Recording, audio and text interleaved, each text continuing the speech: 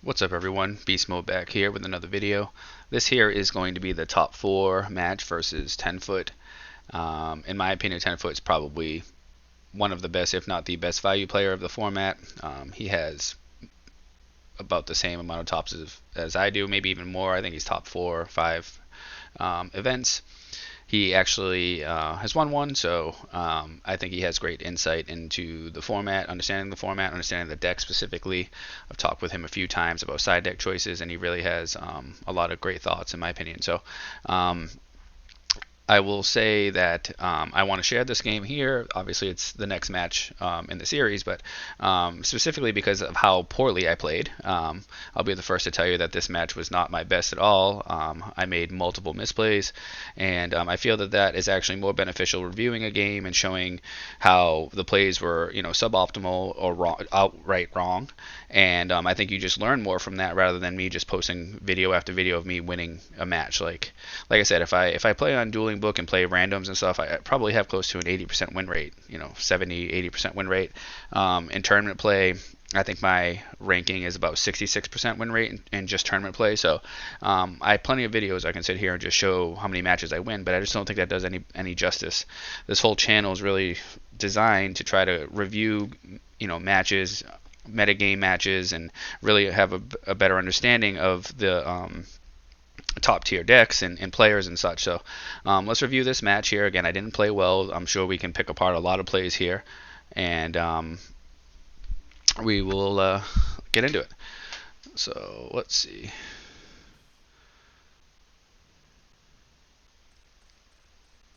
So let me, we're going a little bit quick here.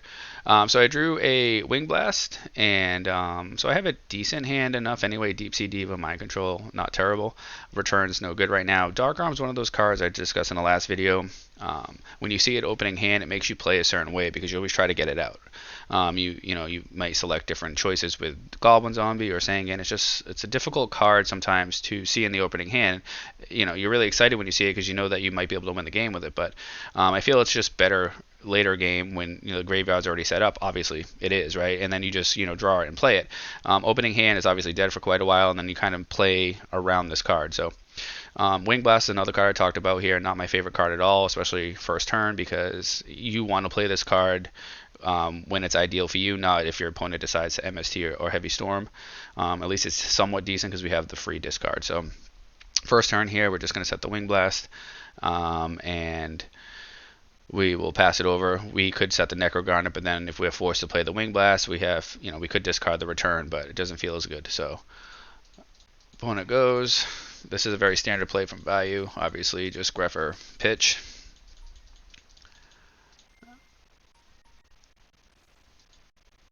So we'll see here. Does he go into the synchro play? He does. So right here, very standard turn, right? They make the synchro, they make the Greffer play, 4,000, half your life, 2-turn clock. So you can make the argument here that we could Wing Blast this. I just don't find it necessary at this time. We have the Mind Control play. There's just no real need to do that.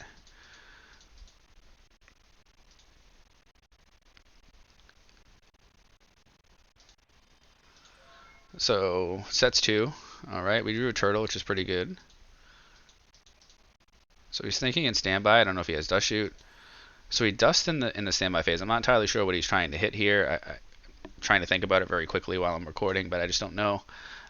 So at this point, we're going to chain it. So there's no real sense in hitting any of these monsters here. We didn't hit them when they attacked. Why do we do that now? We're going to hit the back row, which is good. It's a Solemn. I doubt he Solemns that, so it doesn't go to the top of the deck. That doesn't really make much sense. So this is the first really bad misplay of the game. So I could have Mind Controlled the level 6 and made a level 8 play, and then Stardust, Thought Rule, or whatever. Or I could make a level 6 here and then ladder up into a level 8. So those are the two choices. I could even Greffer, pitch my Dark Arm, which I considered to send maybe a Plague or something to the graveyard, but that does not really necessary when I have the double Diva. So this is extremely wrong here when you see. So I make Goyo, and my thought is I'm going to take the Armed Wing, but That only happens when it's a regular Blackwing deck because they actually properly make the armed wing. So when they make this card in straight Blackwings, it's made correctly, usually with a Gale or a Blizzard rather, and you can special summon it. In this situation, you cannot actually special summon it, so it's an oversight on my part. I was just, I saw the card, I got excited to make the 6 into an 8 play, and this is not ideal. So is this the end of the game? No, because I make a Goyo. I still end with a good situation here, and really I'm not going to make Brio into that board, so it's not the huge deal. But this is not proper. I was trying to special summon it. As you can see here, it wasn't made properly, and it's an oversight. So at this point here, I typically, if you watch any other matches, I typically leave the Diva on the board because, especially if I have a Goblin Zombie in my hand, because I'm in hopes of maybe they don't kill the Diva, and then I can make another synchro play next turn like a Brio, and then I win the game. I could also ladder up here and make either Stardust or Thought Ruler, but you have to really decide against Vayu because they play a lot of D prisons, and of course they play Mirror Force or Torrential, so you got like a 50-50 shot at picking the right one. I always seem to not. So I set the return, try to set it up. Plus it's kind of a bluff, and I don't ladder up here.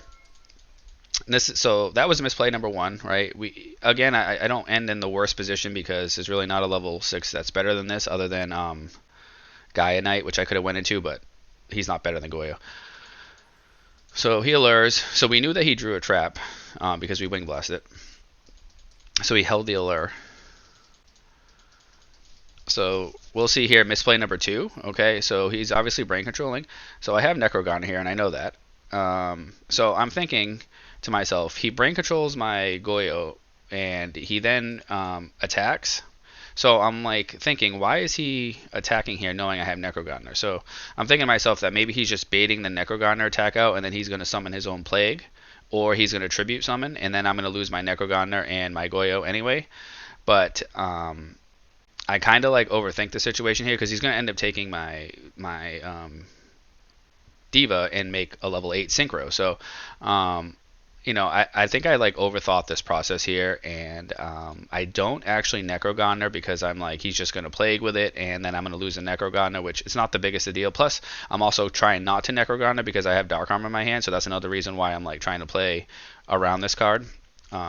So I actually let this go through, and I talked to him after the match, and as you can see, he forgot about it. He actually told me he didn't realize it was in the graveyard. So sometimes just making the right play, just making don't overthink everything, right? That's kind of what happened here. I should have just removed the Necrogardener, and I'm like trying to big brain every play, especially in top 4, because sometimes I guess you give your opponent too much credit sometimes. Not that he's a bad player, but he just had forgotten that the Necrogardener was in the graveyard. So that's definitely a misplay on my part. Kind of overthought it, and now he has a Stardust, which I have to now deal with. Because let's think about it this way. If I Necrogon that attack, he actually doesn't have a follow-up. He has to then give me back my Goyo. He is going to charge for Raikou, and then it's going to be my turn. I'm probably going to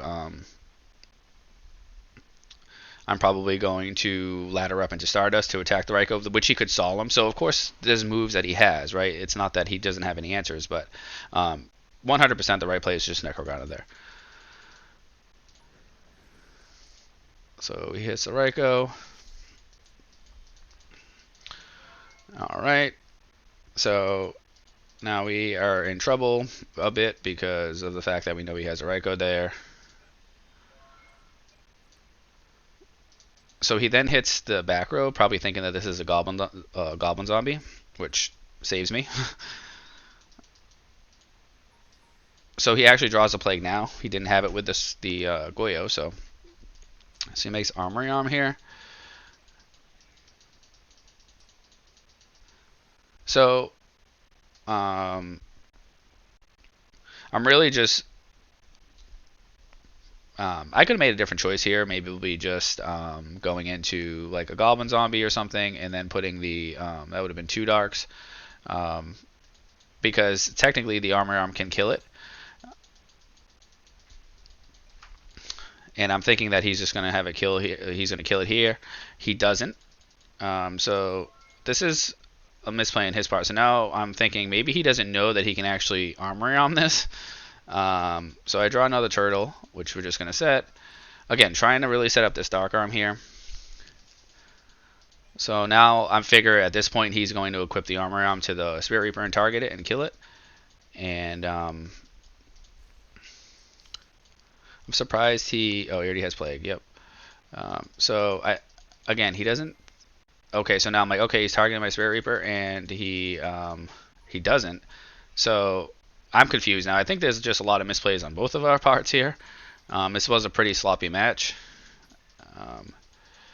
So we're just going to grab a Goblin Zombie now, which is probably what I should have grabbed last turn. But my opponent didn't realize he could kill the Spirit Reaper, so let's see here.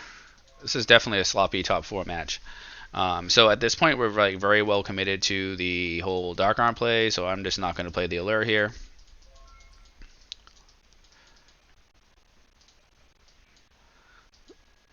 Again, he probably could have killed me already, definitely.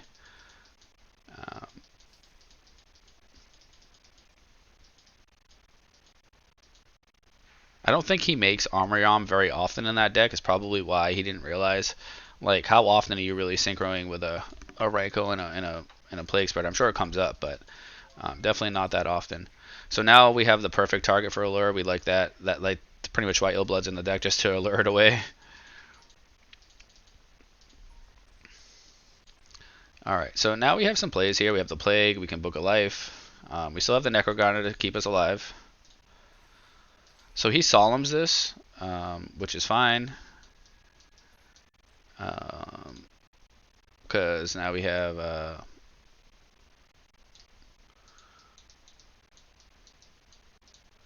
the return play with the Illblood.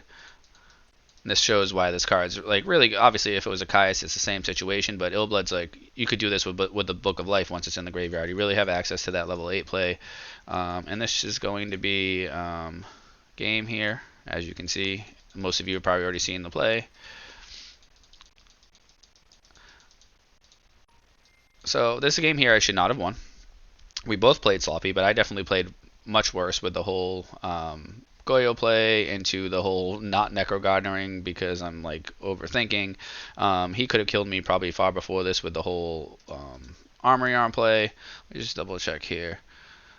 Once returned, you can either target one monster on the field. So right there, that would kill Spirit Reaper. He could have also like unequipped at any point in time and then targeted a turn later, but that didn't happen. Again, there's a lot of nerves. Like you're very nervous, right? Top 4, a lot of people are watching. Like you got 14 players watching here. There's a whole stream watching. It's not an excuse, but there's a lot of pressure when you're playing this game like that. Plus, it's a 2-day event. It's pretty long, so again, you sign up for it. You know what to expect, so you really can't use it as an excuse. It does factor in a bit though. So this hand is awful.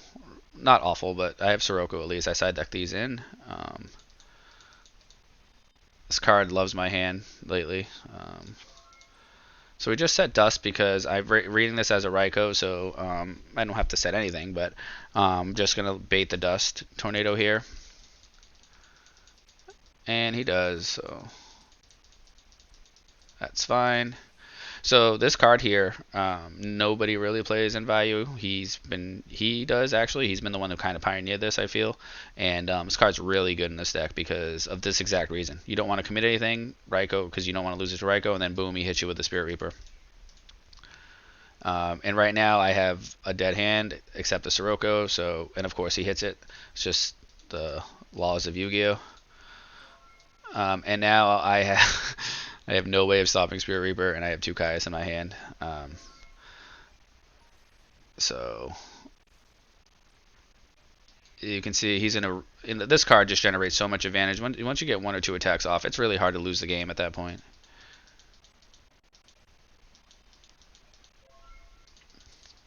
Yep, and I still can't out it. So as you can see, this game is going downhill very quick. I lose. That's the 3rd card I've lost to Spirit Reaper. And now I drew an MST, which at this point doesn't matter. At least I can set it. He MSTs that one. So here I don't Torrential because He's already got a follow-up play, and at this point, like, I don't care about taking 2,000. Spirit Reaper's not hurting me anymore at this point. It's already done the damage. So we're just going to eat this. We're trying to look for a better torrential position.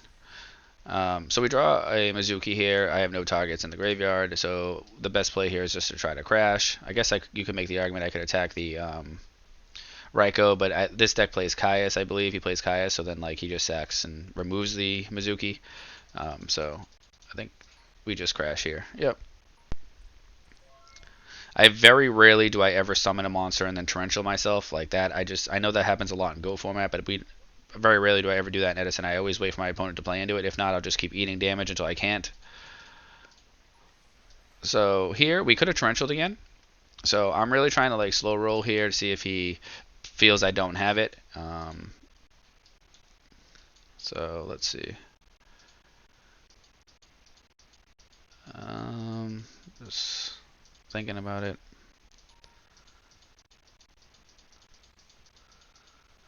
I think at this point I would torrential. I do, but he still has a follow-up. His graveyard's pretty stacked.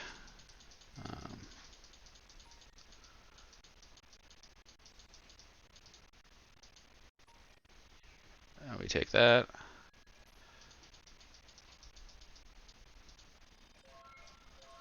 Draw a turtle. Yeah, he's got everything he needs.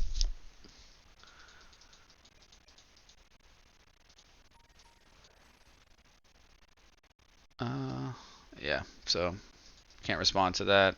We have a dead return. So game 3, couldn't do much there. I got killed by Spirit Reaper.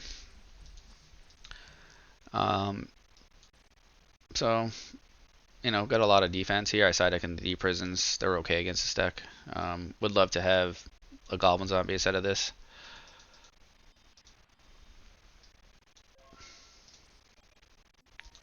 Summons the Greffer. This is very common again. So he doesn't use priority here, so I bottomless it.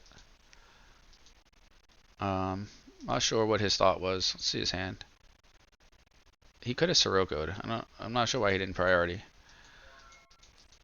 So 100% of the time here, we're going to go for a Spirit Reaper play. Try to attack directly.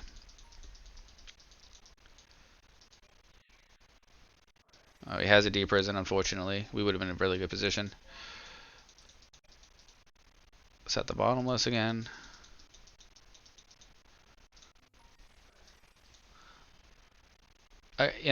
Looking back at it now, I probably just don't need to flip and windmill slam these bottomlesses, but I feel that they're better to bottomless his actual cards rather than trying to bottomless the synchro from the graveyard, because like that's just a straight -1 because those usually go to the graveyard pretty free with Raikous and stuff. So and his hand doesn't seem like it's all that powerful because like he's summoning Greffers, not using effects, summoning Kaikus here. So I'm bottomlessing it. We're kind of going back and forth. I could have just taken the 1800 and I would have lost well, Spirit Reaper was already deprisoned, so I could have just dropped Trag then, kept the bottomless. Can make an argument for that. That would have been probably fine. And then he hits me with the the Trap Dust Shoot, which that card is just really good. So I think at this point we're probably just going to summon and attack because I have the deprison for backup. And then maybe next turn we can, if he sets a Raikou or something, I can Caius it. This game is just we're just throwing blows back and forth here. Summon a guy bottomless, summon a guy bottomless, attack, deprison, So kept the Gale. It's pretty good. So we're hoping that he actually synchros here so we can just deprison it. The problem is he knows my whole hand, right? He does shoot at me. He knows I have a Wing Blast. He knows I have a deprison. He knows I have a Caius. So he does synchro, but he synchros into the one card that we can't out with our hand at all because he has all that information from Dust Shoot. So that card just, I don't know if any of you watched my game that I posted earlier, top 8 game. I played around a Torrential Tribute the whole game because this card is just, it's busted early in the game. It's probably one of the cards that everybody would like banned in Edison, but that Royal Oppression probably substitute. So at this point, I think we have no choice. We have to lure. We have to really get some new cards here because he can play around every card we have.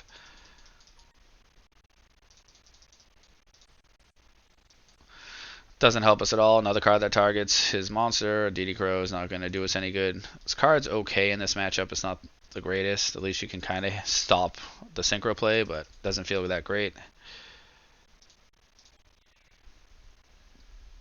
Got to take the damage, and we draw a heavy now, so we're in trouble. So at this point, if he summons, we have to respond. So his graveyard is set up also with a synchro play. And he also has a Dark Arm, so this is just getting worse here. I guess I could have preemptively DD Crowed. You know, I'm so down at this point that I was holding the Crow for the Vayu play. I guess I could have just shotgunned it, but as you know, we're not coming back from this. It's just unlikely. I guess that's something I could have done differently, but I don't think it's going to make any difference in the situation here.